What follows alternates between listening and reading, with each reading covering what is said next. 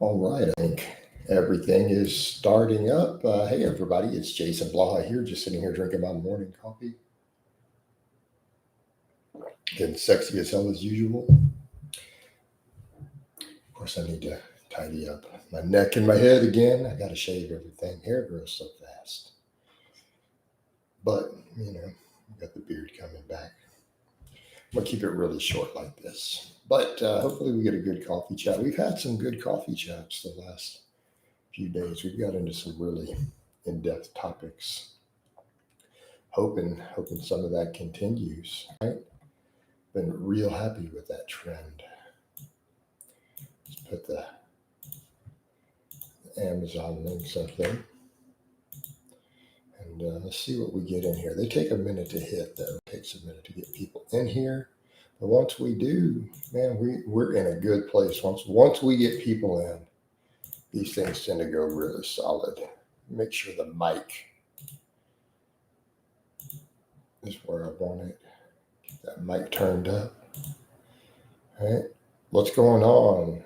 Bragg a roll. I don't recognize that name as a regular in these, but not much is going on, man. I'm waking up. We're getting our coffee chat done. Go chat with you guys an hour or so, and then I'm gonna go run a 5K.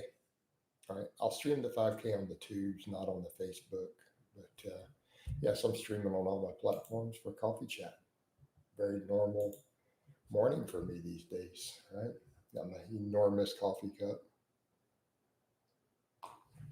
I look so small in the mornings in the coffee chats versus the afternoon. I still can't get over the difference. Like I swear my arms look 2 inches bigger once I'm carved up and I sit down with the lighting. All right. We have a pinky sized vein running all the way up. It's never there in the morning. We're still fasted though. So for those who don't know, I intermittent fast. So I do all my training fasted, all my running. You guys see me do 5 mile runs fasted. You guys will watch me rep out 500 on the deadlift fasted. So everything's fasted when I train. So I'm relaxed once I eat. Morning coach on the way to the gym to train bench, pen, squat, hip thrust, and then some cardio. Okay, it's an interesting combination. Just those, you doing just those three? I assume you obviously do full body. Interesting variation choices. You find yourself being strong when you're fast and training? Yeah. I mean, you've seen me deadlift over 600 pounds fasted before, and I'm in my late 40s. So for context, I think so. I mean, typical workout right now, just for work sets. I mean, you watch me because I do full body, so I train for like 2 hours. You watch me do rep work with 3 plates on the bench, 5 plates on the deadlift for work sets while fasted, just fine. I get good workouts that way. Just I have nothing but black coffee. I rarely eat before 11 at the soonest, maybe noon. And I have breakfast. You'll see me training at 7 a.m. How many milligrams of caffeine do you estimate you can? I have no idea. I have never measured caffeine in my life. And the reason is I don't supplement it. I don't buy caffeine pills. Why do we have no likes, by the way? There's 3 people commenting. We got to get those likes up. Come on now. I don't know.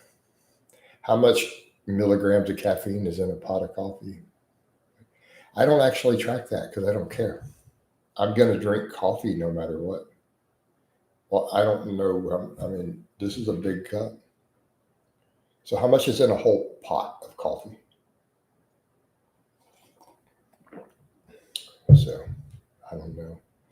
See, my coffee pot says 12 cups. So if it's 100 milligrams a cup, my thing says 12 cups or whatever on it, right? I guess 1,200 milligrams. I don't know. It doesn't matter to me. I don't care. I can sleep after drinking coffee, but I only drink it in the mornings anyways. Right?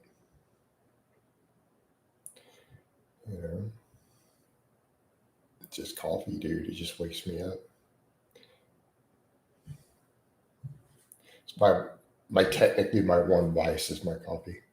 I don't eat junk food. I don't eat refined sugar. I don't drink alcohol. I don't smoke anything. So, my coffee is I suppose my vice. I suppose it's my drug of choice.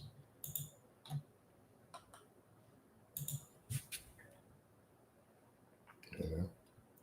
And if I have someone who say, well, it could be hurting you, I'm like, well, I have great blood work and I have elite lifts and amazing conditioning at 48. So I don't think it's really hurting me. My blood pressure is normal.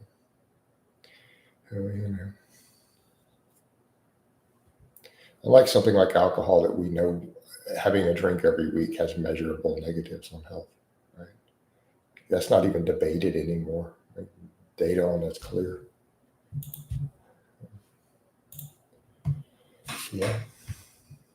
What's up, coach? Me, I'm up.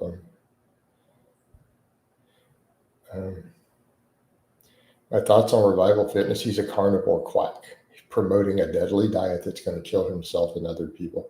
I don't care about, by the way, I don't care about the fitness community. I want to say that again. I don't follow any other fitness stuff. I don't want to talk about them at this point. Like, I don't care. I'm the only fitness channel that matters.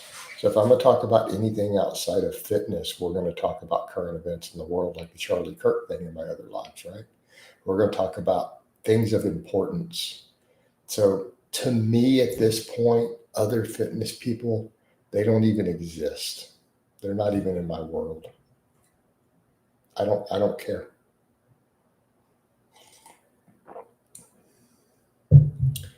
Right?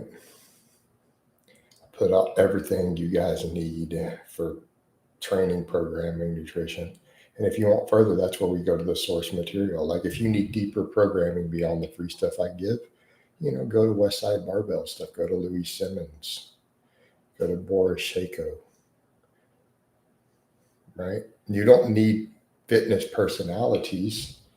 You need info from the highest level coaches in the world, right? Um,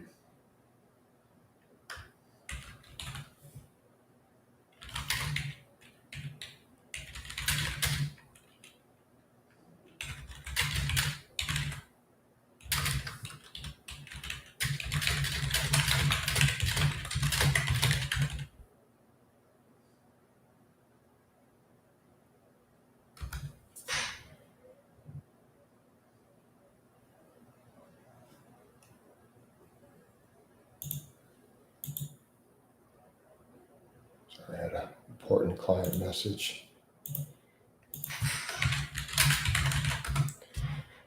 One of my regulars needs get a consult. We need to get a video call in today. Are there any fitness YouTubers you respect or people? No, I don't care about them. They don't. Hey, Baggerel, how can I respect people who don't exist?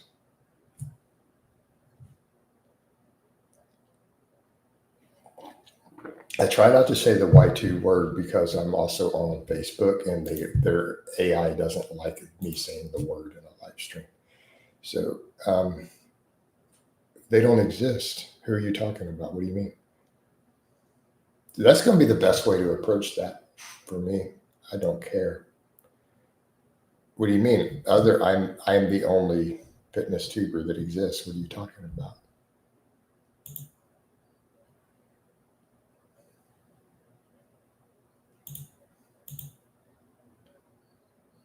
I think that's the best approach to have it. Then people don't bring them up as points of conversation because I really don't care. Like for me to go know anything about them, I got to go watch 50 hours of their material or just 30 seconds and realize that they have no clue what they're talking about.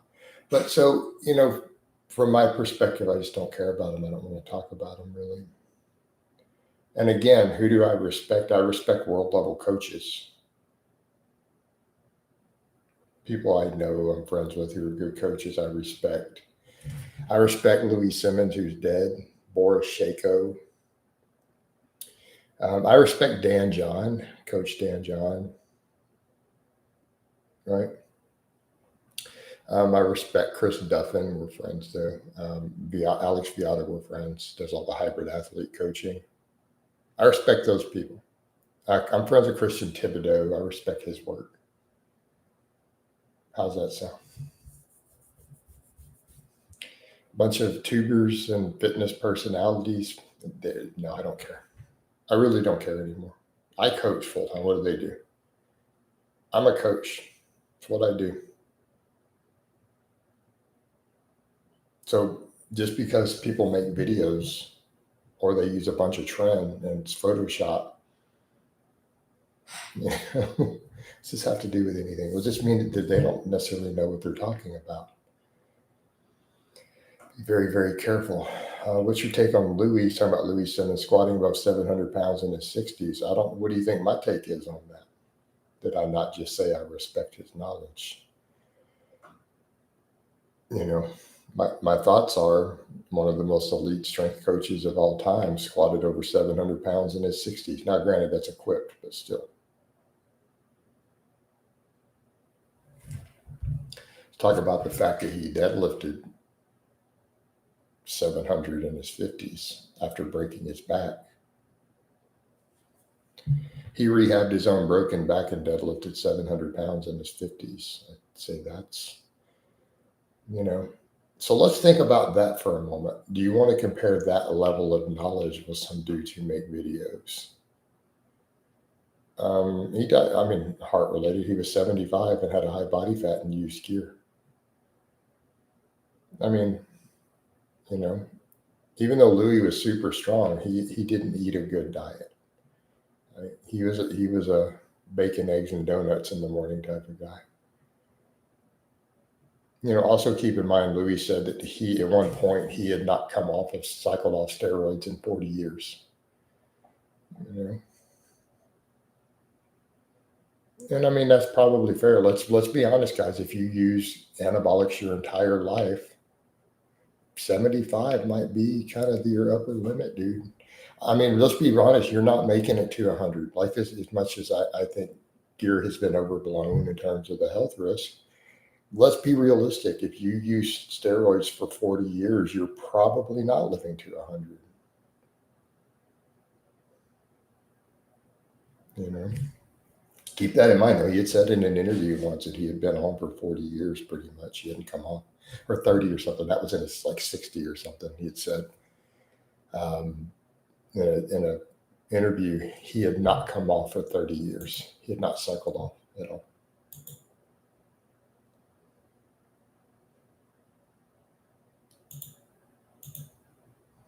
Nice.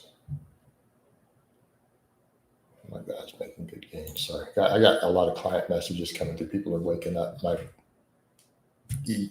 UK guys and then my East Coast guys. Get those likes up. And Inger, you just came in here, asked a question. Get them likes up. Let's get some comments. Okay, Luke, we're on Facebook. Hey, Jason, I have a question for you. What isn't specifically about the barbell exercise that makes just coach say they can improve pretty much indefinitely, whereas machine exercises don't have the same potential for improvement? Leg press, or is it just because of total muscle mass involved? You approach diminished returns faster. You approach diminishing returns faster on the overhead press versus the Well, the overhead press and deadlift is very simple. Adding 5 pounds to an overhead press is way, way, way, way, way, way harder than a deadlift because a 600 deadlift is more common than a 200-pound overhead press. Less muscle involved. There's not a lot of muscle mass involved in moving an overhead press. Okay. Your delts and your triceps can only produce so much force unless they're massive. If you're 350 pounds and on 3 grams of gear, you probably have big enough triceps and delts to move some real weight. But realistically, 200, 250 pounds, for most people, that's probably going to be their lifetime maximum potential on an overhead press without drugs. And that's pushing it. So that's what's going on with that. But as far as the machines and other stuff, because there's no coordination involved. So the more isolated a muscle is, the less it can benefit from neurological factors and technique and coordination, right? But those are infinite also, as long as the muscles get bigger. But keeping in mind, keeping in mind,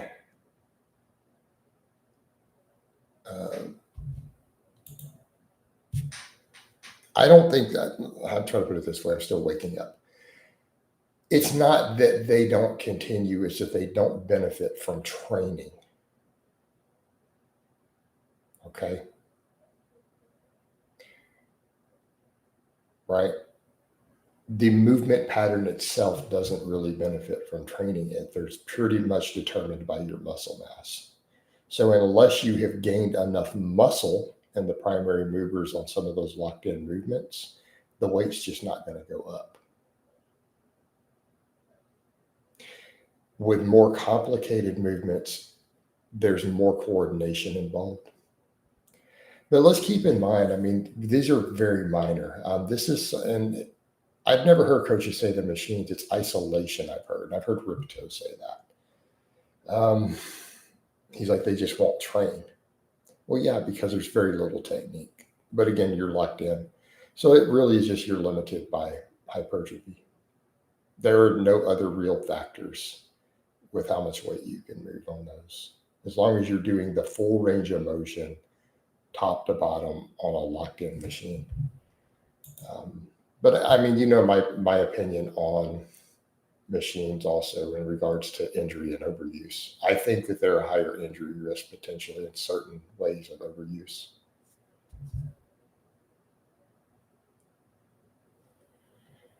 Because again, you're locked into place. Like that's not normal. It's not natural.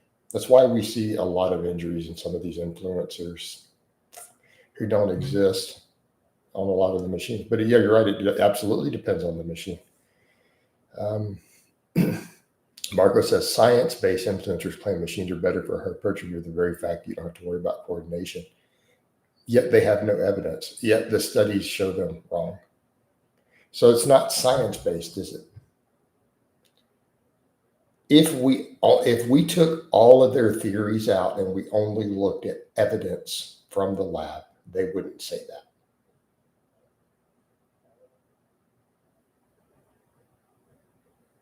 What? No, I have pants on, dude. Michael's joking, no question today, just to let everyone know. But you're welcome, Luke. So, no, I got on shorts, guys. I got on some of my shorts. We got on shorts. We good? All right.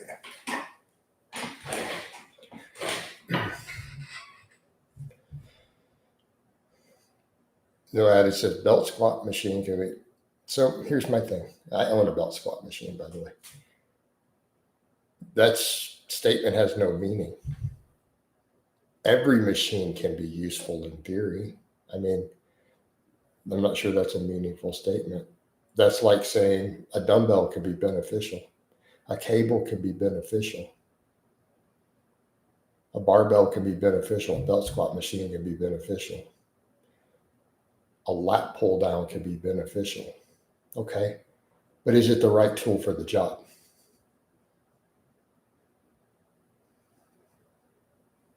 Right?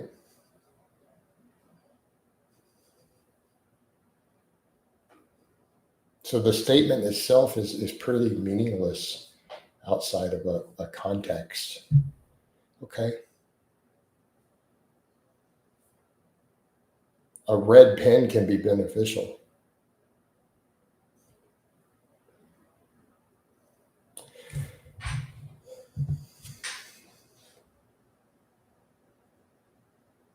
Yep.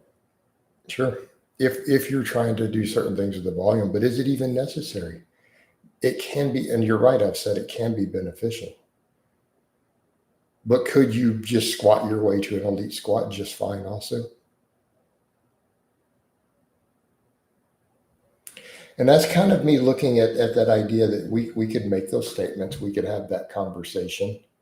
But you're going to have to back squat, right? So even if you're talking about the belt squat, we're talking about as a supplement to the back squat. If you're talking just hypertrophy work, if all you're using is hypertrophy, then you could just go straight for the back squat. It would be fine. Where something like a belt squat matters is when you are doing insanely heavy squatting. Let's say you're doing a lot of max effort squatting. And you're very limited, like you're not wanting to do extra volume on the squat beyond that due to the fatigue on the back. So let's say you're running a phase with max effort squatting and deadlifting, and you're going extremely heavy on them, and you're at an elite level. The belt squat may be useful to take some of that extra axial loading out afterwards. But that's usually where it shines, in phases where you're going extremely heavy on both of those other movements. But even then, so let's take about when you guys saw my squat the strongest on camera.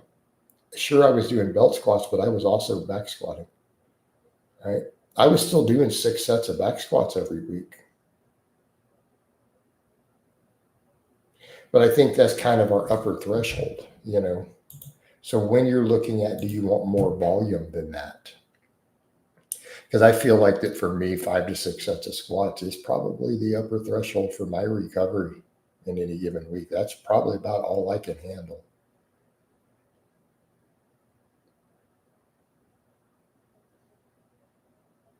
So if you're wanting additional volume, that's where something like that could come in handy. I say that, but I've also had periods where I did 20 sets of squats in a week. Well, how much was I squatting at the time with that 6 sets? How much do you squat, no sugar added? Genuinely curious. So for context of this conversation, if we're going to have this conversation, I need you to qualify. What do you squat? So that I know what level you're at to have this discussion. Because that's relevant to the programming. Because if 6 sets of squats sounds low, if 6 sets of squats sounds low a week to you, I am very much questioning where your strength is at. Fair? And if it's a high number, I want to know what your drug stack is. So, okay, so intermediate. That's why it sounds like a low number. Squat 500 plus and come back and tell me that 6 sets of squats isn't brutal on your recovery. I was squatting 605 at that time.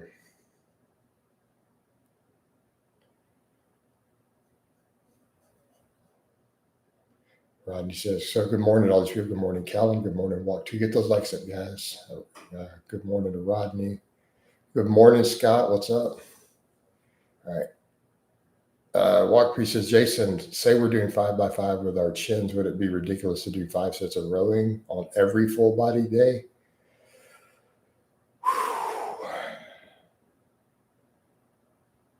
You're talking about doing 30 sets for your lats a week.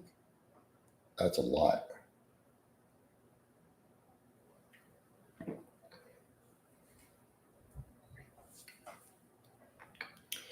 Well, no sugar says only need. Okay, so you postulated 2 different things. Right. Only need, dude, I can build your squat on 3 sets of squats a week. Let's be fair.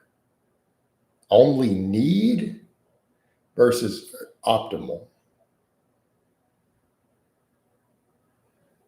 So let's remove that some people.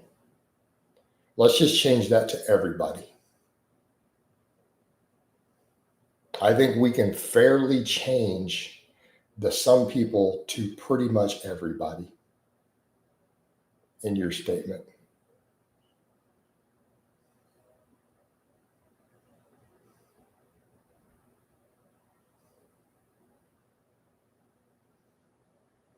I don't think there's a human being on earth, barring a truly elite world level lifter who's going to have slightly different rules, who can't get stronger on their squat on 5 sets of squats a week.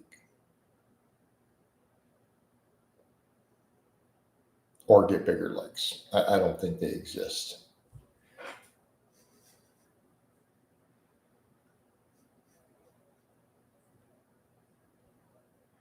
No control. I can't help you with that topic. That's a question for your doctor. We're outside of my wheelhouse. Right? I am not the correct person to ask that question or give you that medical advice. You need to go talk to your endocrinologist or your fertility doctor. The more volume is less frequency as well sometimes. So Walkpree says I chin 1.5 times a week. It's more like 23 sets. Okay, well, let's be clear. The high frequency rows, they're not doing chins. So when I've put clients on very large amounts of rowing, that's not in addition to chin ups generally. They're just rowing.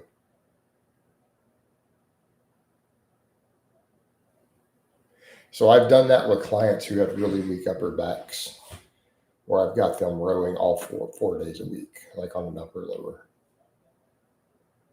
Okay. That doesn't mean they're doing chin ups on top of it. That means they're rowing.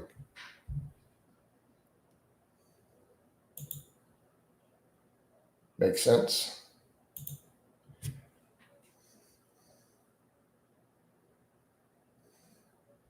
But I'll read out Control's question and then explain that I am not the person to answer this. Hey, Coach, finally catching a live. Could you give us some info on middle-aged guys and fertility while on TRT? Yeah, no. This is a question for your endocrinologist.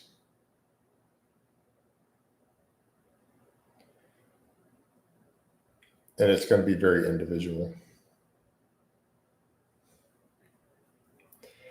Meaning, not everyone sees any impact on fertility. Some people see a reduced sperm count from any amount of gear.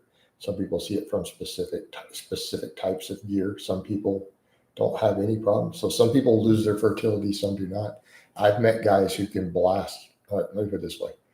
I've met someone who does 2,000 milligrams a week and blasts who still fathered 3 kids with no fertility drugs. Okay. It happens. You know? Yeah.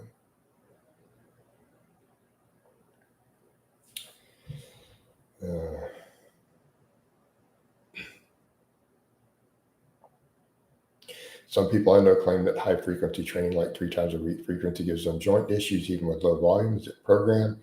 I need to see what's going on with their training. All right. Walkpree says he's young, might be having some fertility. Have you talked to your doctor about it? Have you tested anything? Yeah, Marco, I need to see what's going on with their training. There's usually something contributing with their supplemental work. Maybe their diet. But I think that gets downplayed way too much. Too many people, they want to talk about inflammation, joint pain, tendon pain, and then you ask them about their diet. And you don't follow an anti-inflammatory diet, so why would you expect to not hurt? Let's say someone drinks alcohol. That's a perfect example.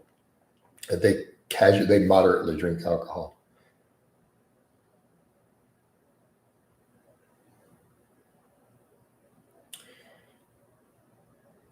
That could be why their joints hurt. It's inflammatory, causing inflammation in their body. Hey, Control, I'm not really going to do gear chat on these anymore because I'm also on Facebook. But the answer is no. You will absolutely crash your E2 doing that. You will create major problems for your health. And you're not getting real primo right now. In 2025, you don't have access to it in the US. Not last year you did. This year you don't.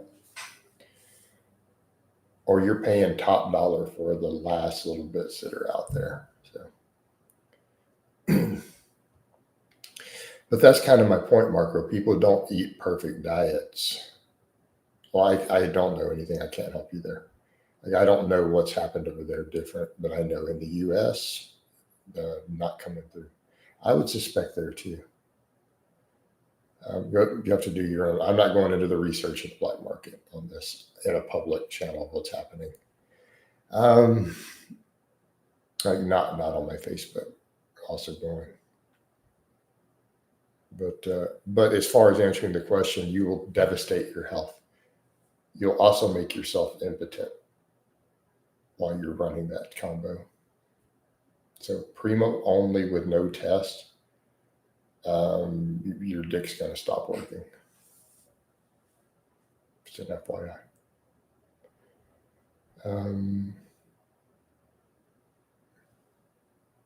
Hey guys, I want to limit gear chat, please, because again, I'm on Facebook also.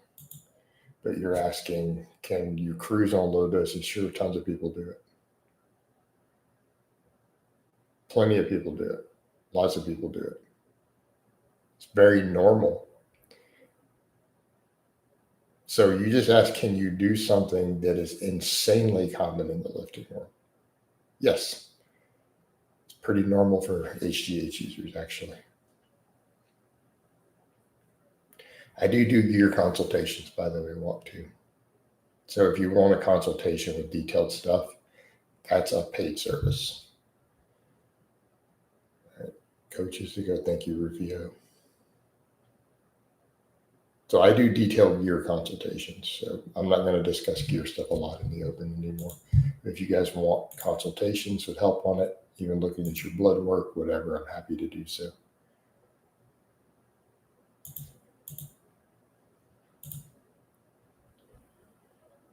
Which, by the way,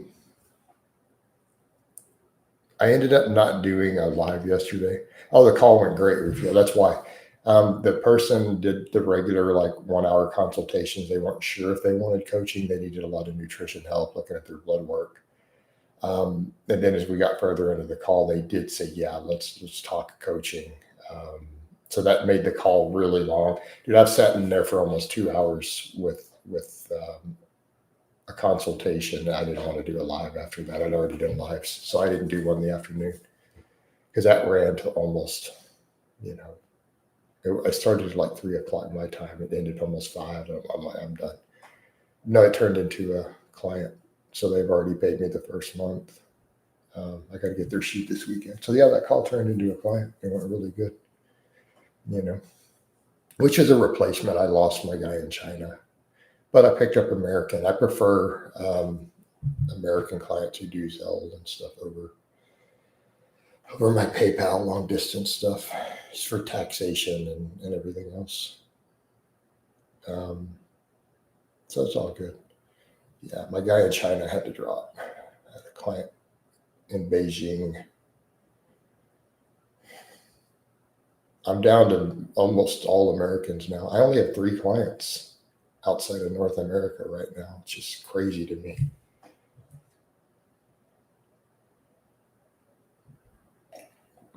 All right. I have 2 in London and 1 in Germany. Everyone else is in North America now. It's just, again, weird. I've had as many as 12 overseas. I've had as many as 12 in Europe at one time. It's really rather strange.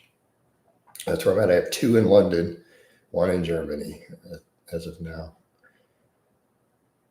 I lost all my overseas, all my Australians. But it's I'm just replacing them with American clients now. So, all good.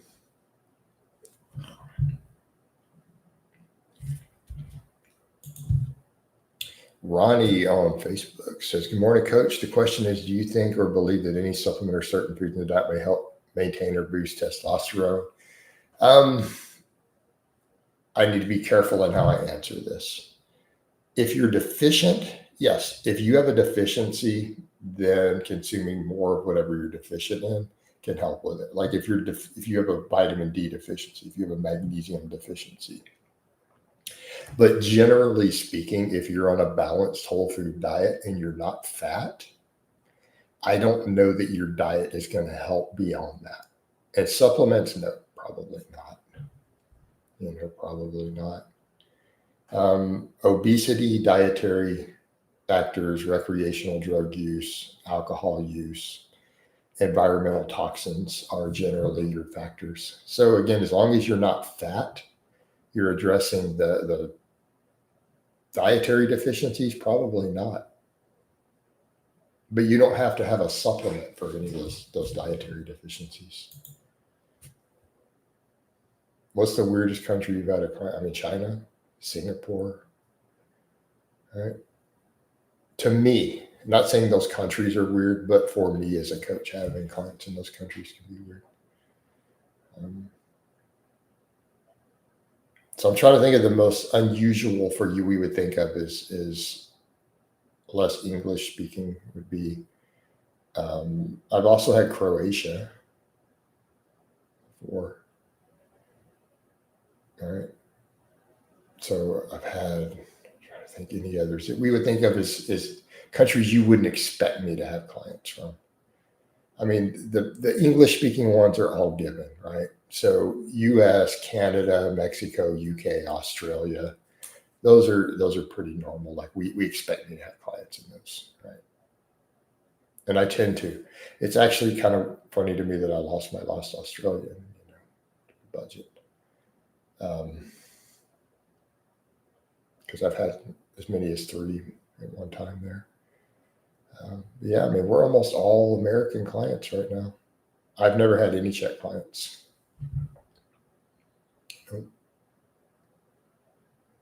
Not from the country of Czechia or that region. I've never had a Japanese client. I've done consultations with a guy in Hong Kong, but that's not Japan. I have a guy who once a year hits me up for a consultation who's in Hong Kong.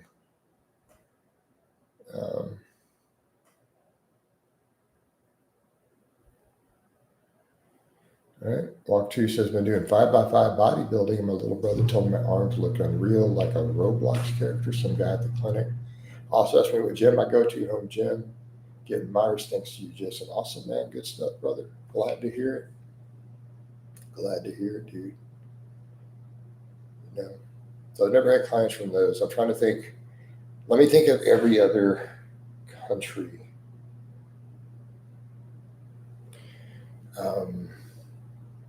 In Europe I've done. I mean, I've obviously I've had Sweden, I've had Netherlands. You guys have seen 2 different people in the Netherlands who were actually, you've seen videos from. Yeah, I know I have a Muslim right now. So 2 of my testimonials are Muslim who follow Ramadan. How did Ramadan? Well, it's very obvious how Ramadan affects performance, right? It should be very obvious how Ramadan affects performance. You're dry fasting during the day. So with all of my Muslim clients, I try to just keep the muscle they have during Ramadan. Okay, that's generally my goal. And I find with my clients, they tend to lose fat during it. We just end up turning it into a cut. I scale their volume back. We don't try to PR. My goal for them during that time is to keep the muscle that they have. Okay. All right. I mean, I have a client now who's Muslim, follows Ramadan, who I've had for over 3 years. We just deal with it, He gets leaner, that he loses body fat every year during that time. So there is that.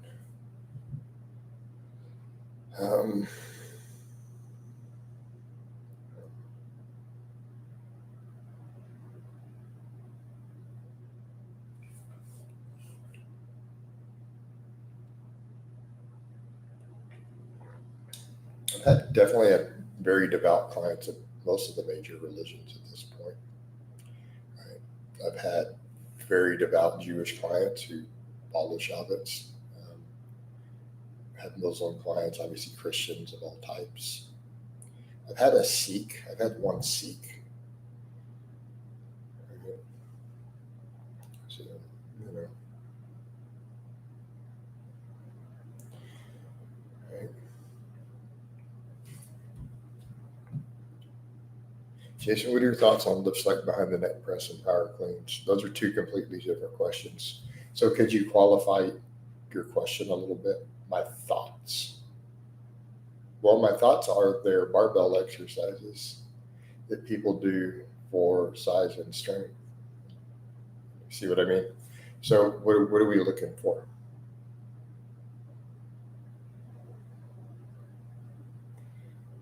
I assume you're going somewhere with it.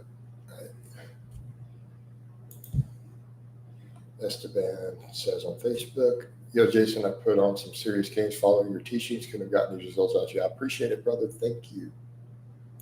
Thank you. Appreciate it, man. Glad to hear it. So we're getting a few Facebook questions in here. It's always good. People are streaming through. What he means is, are they good, effective exercises? Of course they're effective exercises. Why wouldn't they be? I mean, have I not done both of those on camera in the past? I mean, these are exercises that I have personally done on camera in the past. Now, granted, my behind the neck presses were always push presses. No, I think they're great. If I could behind the neck push press, I would probably be doing it. If I had the shoulder range of motion to perform the exercise, I would actually consider doing it right now.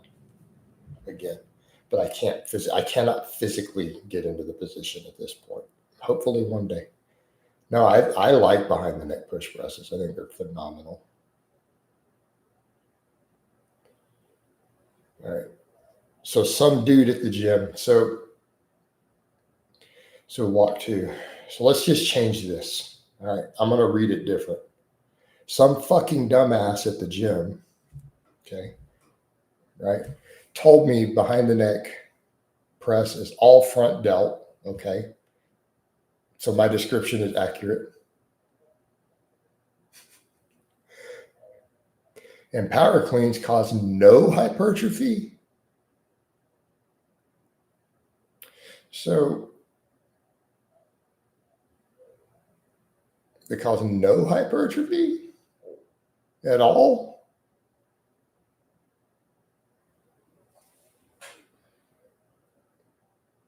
Okay. Well, I think you can basically just throw out what he's saying and not worry about him.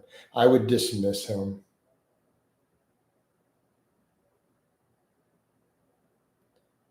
Right. I would say you can dismiss his opinion on lifting in general. I wouldn't worry about what that guy says. Would be my advice.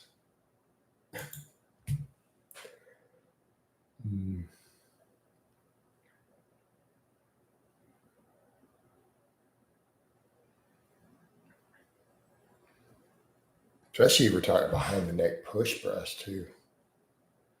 Yeah, I mean, even a standard overhead press builds more than front delts. The scientific debate is, does a normal overhead press, can it maximize side delts? That's what we debate. There's no debate, does it work the front delts? Can it build the front delts? Like, that's not even in question. Like, I don't think any expert debates that. It's, is it enough to get them as big as you want, is what they're debating usually. Not does it grow them at all. But all overhead pressing works more. But we also know that behind the neck presses, even when looking at EMG, work way more muscles further back, like rear delts, everything all light up more. Like behind the neck presses are legit. The only concern with the behind the neck press is, can a person safely do them or not? Like, that's generally what's in question. I don't think anyone questions their value for stacking muscle on. Right.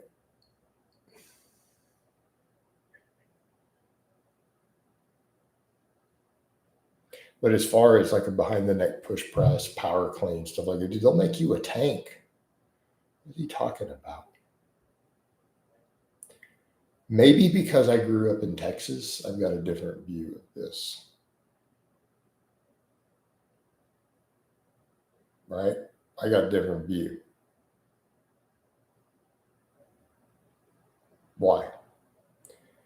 When you guys think of Texas high school football programs, traditional football programs in Texas producing more NFL players than any other state in the U.S., right? So high school football in Texas is a really big deal, right? A whole lot of multimillionaires come out of Texas high schools for football. So what do you guys what do you guys associate with Texas football high school programs for the last 30, 40 years? Right? What does everybody associate their training with? 20 rep squat, like Widowmaker squats, push presses, behind the neck push presses, bench pressing, power cleans, right? This is what everybody associates them, plus GPP work out in the field, right? Building fences, stacking hay. Like this is generally what we all associate. I'm assuming you guys all lift. You're all been around sports, so this is what I assume the world knows about high school football from Texas, right? I would assume this is common knowledge in the lifting world. So if you think of Texas high school football programs, you go to Widowmaker squats, push presses, behind the neck push presses, power cleans. That is what goes into your head, right? You also think of them baling hay, building fence posts, like driving fence posts, right? Out there in ranch work. This is just normal. Right, coach sends out the whole football team to go do a whole field of hay for some rancher. Right, they stack hay. Any of you guys ever baled hay? I have.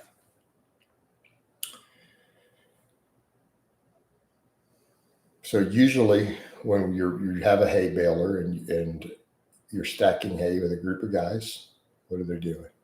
It's the same thing here. Usually you've got the machine, you got a tractor pulling the hay balers, making hay, kicking out bales of hay. They're about 80 pounds a piece. Usually got gloves on so you can pick them up. You clean it up and you hand it to a guy up on the trailer who takes it and stacks it. So they might load 300 bales of hay onto a trailer. And you could have, a group of guys doing that right down the road. So everyone's cleaning those hay bales up over and over and putting them up. Best exercise for the outer head of the tricep, bench press. According to studies, bench press. When it's been actually measured, if we only want lab and research, bench press beats extensions for that. And hypertrophy studies. Any type of pressing, really.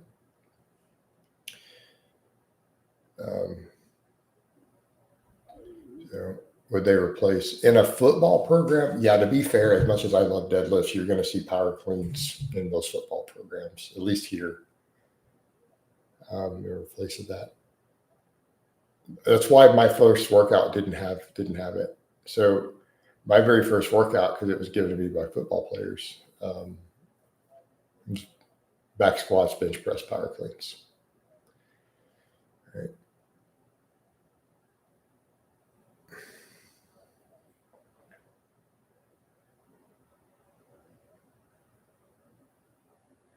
Matt says, Jason, I want to get fit, but I'm addicted to pizza, wings, and beer. Well, why don't you quit eating those things? Why don't you just go get fit?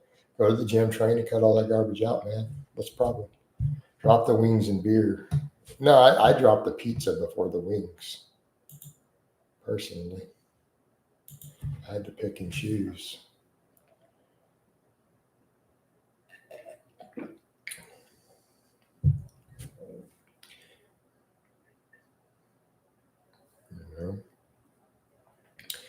No, man. Honestly, if I could do cleans and push presses, I'd probably be doing them right now. I'd probably be working them into my program right now. That's good stuff.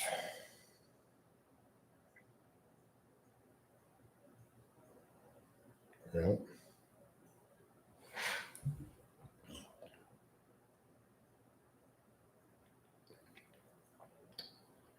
You guys remember I used to do behind the neck push presses all the time and front push presses. I was pretty thick at that point.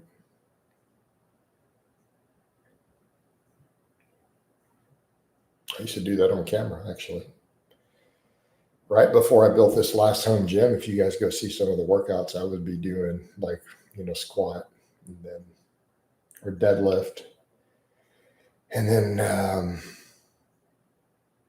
clean up, and then you do behind the neck push presses.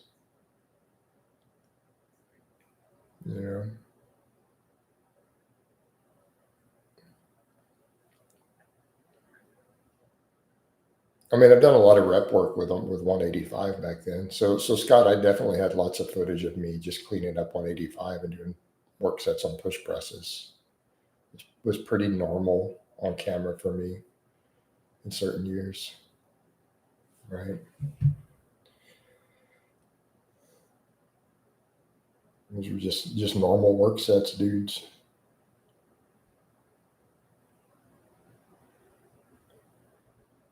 I'm just recomping. So Matt, I'm staying at the same weight and just recomping for a while. I want to work on performance. I'll eventually cut further down. Yeah. I know. Rows and deads will build the clean. Yeah, true. Yeah. I mean, so I used to do like sets of 5 with that. So I would do a 5x5 all the time, just 185. Just clean it up and do push presses. I've done that on camera in the past. Like at that point when I was really thick, and everyone, we had that comparison. So that side by side picture, that's how I trained back then. That I put up on the community tab before. I'm gonna go refill my coffee, guys. I'll be back.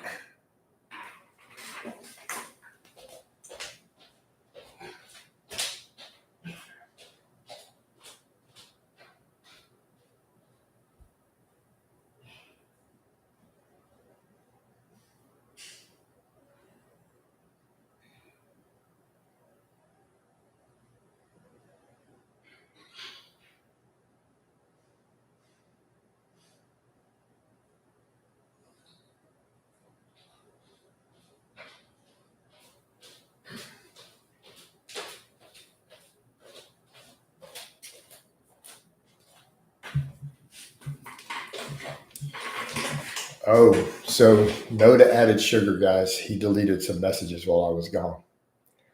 What did he say? Do I need to ban him? Hey, Scott, do I need to ban him? What did he write? Because he's very critical in here. I've caught that. So my Monday deadlift day is going to look like power clean 5x5, chin up 5x5, behind the neck press 5x5. Okay. Seems like a solid plan. You're welcome, man.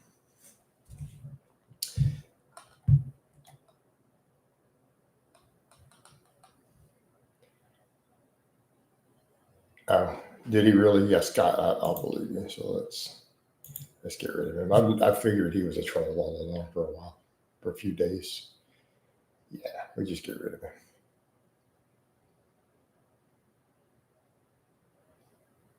him. Hey, Rodney. I didn't know I had running shoes on there. Let me go look. Do I have running? I thought I had walking shoes.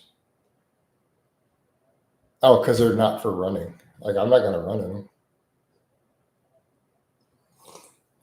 Rufy, I've never been on Tinder. I don't even know what Tinder looks like. I've never seen Tinder. So, yeah, I have some different shoes in there because I've had people ask me to add shoes here and there. All right. I had a fan who's bought stuff before who asked me to add some shoes. He said he'd probably buy some shoes, stuff, whatever I was interested in. He'll get back to me eventually. So I threw some B rooms and stuff in there too, just because. Doesn't mean I'm going to run in them though. I might need to do Vibrams come winter time though, if it gets cold enough for the running.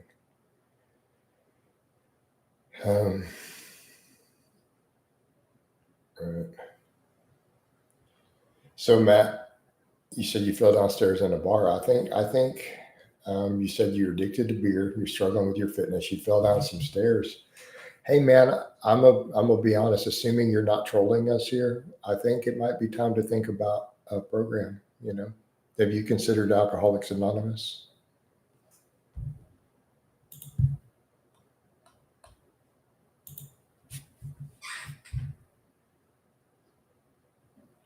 No, I don't think he was a good poster, Scott. I think he was a troll the whole time.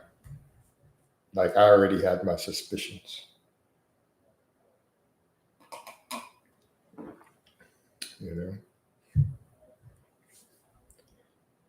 Yeah, there you go. So you go. You got people being supported, Matt. Hey, Matt. I mean, dude, I discuss sobriety, man. It's a big part of what I do. I'm just go cold turkey. I quit before. Okay. Hey, man, you got this. So go cold turkey. Get off the booze. Get off the beer. Just get your life together, man. Come on, you got this. Right?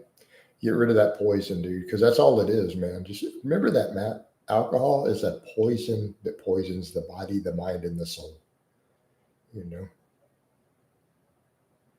Right? It really does, man. It's not just that it does one bad thing; it's so many.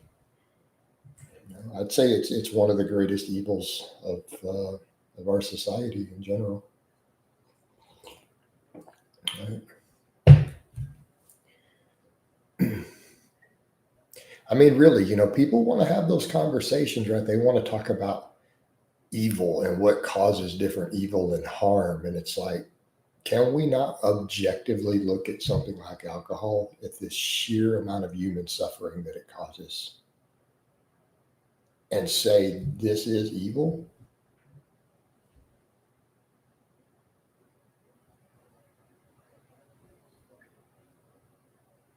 Right?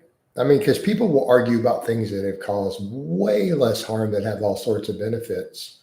And then you throw the alcohol at them, and it's like, oh man, right?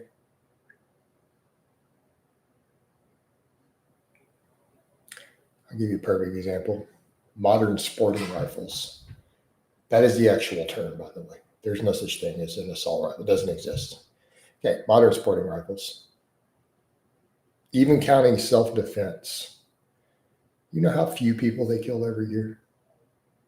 Compare that to drunk driving. My God. It's like 10 tiers different.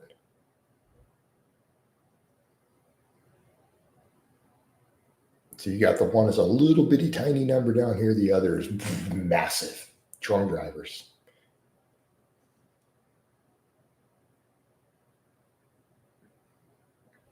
I've had multiple friends seriously injured and family members of drunk drivers. I've had a friend killed by a drunk driver. Man, that's a massive number. The contribution to alcohol or liver cirrhosis. So alcoholic fatty liver, the contributions to cancer, all those death accidents. How about the violence? No, I'm not doing another PP channel, Matt. Well, it's common everywhere, Rodney. But even think of the violence. Think of the violence in. Esteban says, speaking of evil, what's your take on cannabis when it comes to, I don't think we have enough data on it. I think smoking anything is harmful to you. So it's like if you're talking smoking weed, it's harmful to you. Vaping is harmful to you, like because you're smoking, not because it's weed. But CBD may have some anti-inflammatory properties, like in edible form or pill form. Yeah, we need more data. There's a lot of research on that. I don't have a strong opinion on it. Um, but the same thing with violence and alcohol. Now, And I think every one of us, you're all grown men. Everyone here, grown man. Look around. How many of you in your life have known one or more guys who domestic violence when they drink? I think every one of us can point to having known at least one guy.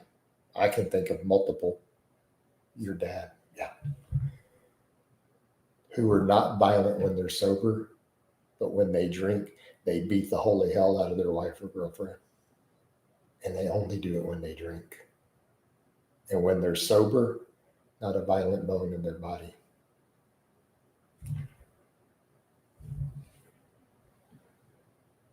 How common. Watu says his dad. Show of hands, how many of you guys met at least one guy in your life who I just described? I've met at least 3, including in my circles out there in the past. Right? Dudes who are not violent at all when they're sober. My friend's dad, yeah. But when they drink, dude, their girl's in trouble. See what I mean? How common is that? Anyone seen stats on that? Do you understand how common that is? Matt says he breaks stuff when he's drunk, right?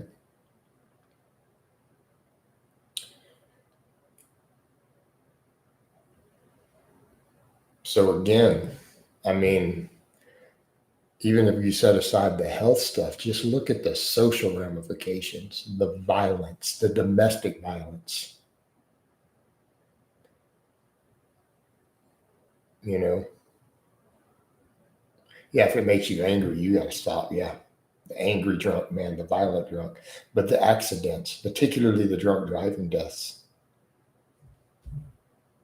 I mean, let's pull up a number. You know, let's have that conversation. Driving deaths, U.S. per year. Let's just Google that.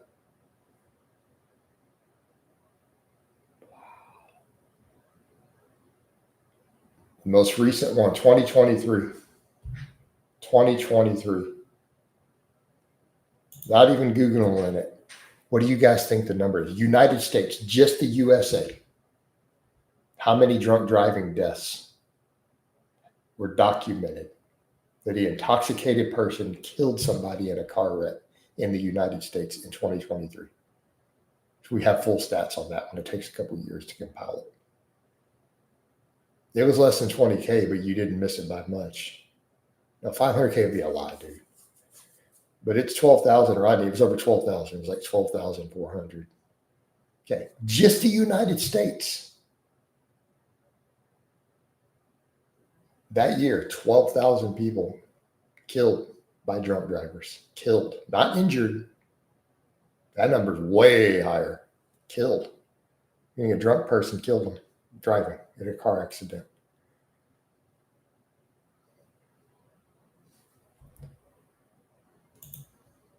Okay.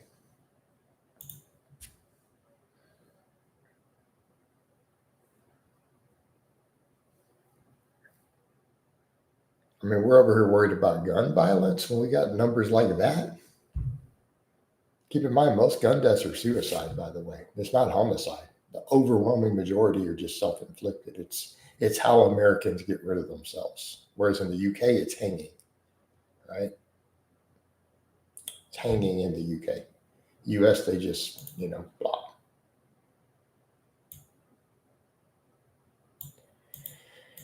You know?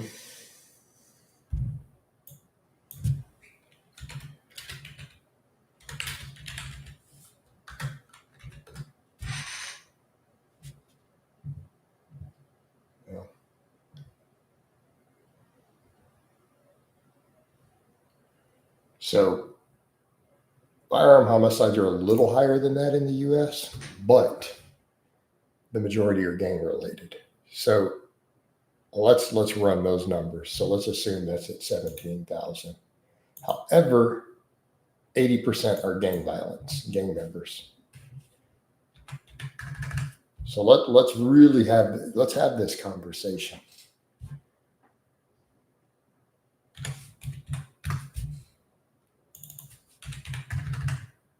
Oh, sorry, I gotta see my thing.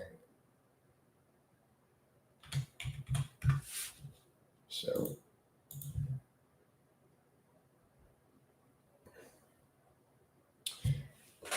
run the numbers in the United States.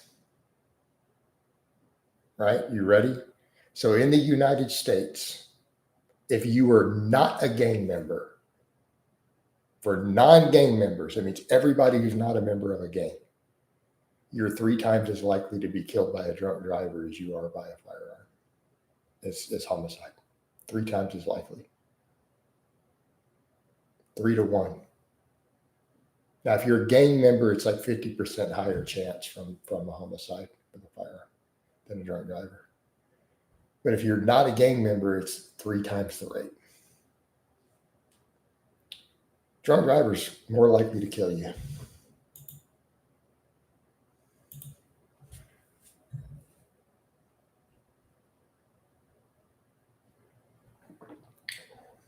Yeah. Alcohol being legal really tricks people into believing it's okay, right?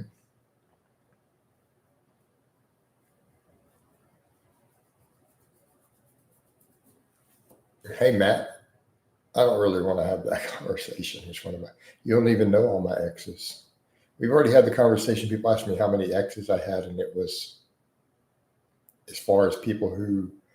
So again, the internet only knew like 3 of them, apparently, people out there. But the question was, and I had to think about it, that they defined an ex as someone who I had been in a agreed upon monogamous relationship for more than a month, who I had had sex with, right? And it was 8. I had to sit down and count it, right? But why would that be important to your future? And how would you even define miss? Like, why would you care? The past is the past, man. Leave that in the past. You know, how do you define miss? Miss something about them, you know?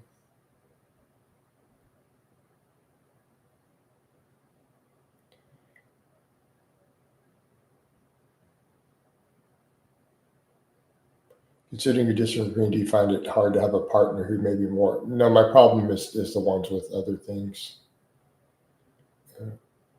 Okay. Let's see.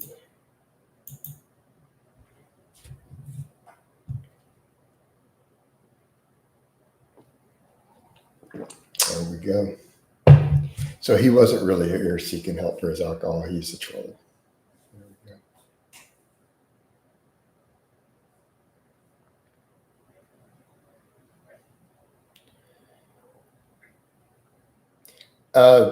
Rodney, the hardest part for me as someone disciplined is having a partner who doesn't eat a healthy diet. That's actually the most difficult thing.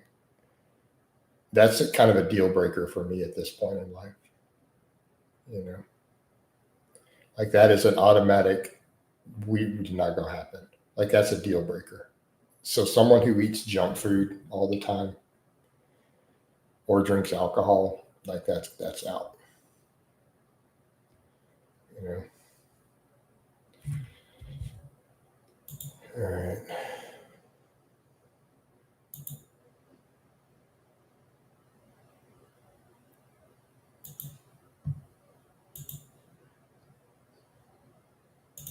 It has to be out.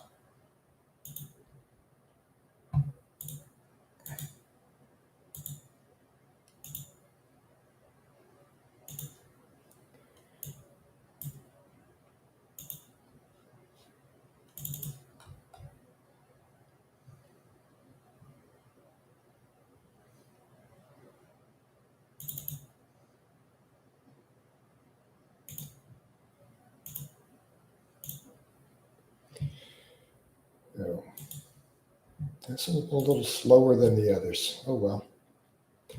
So I think it's been a little slower breakfast chat or coffee chat. Why do I keep calling it breakfast? It's not breakfast chat. Sun is coming up. We need to run soon. To get that running in. A lot to get done today.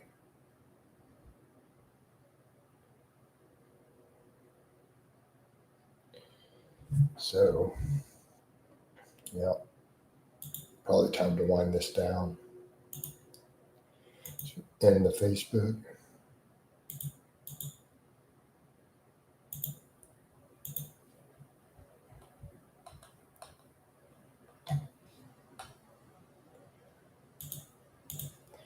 All right, guys. So, time to wind it down. Love you guys, and I'll talk to you later in some other streams. So, we're out.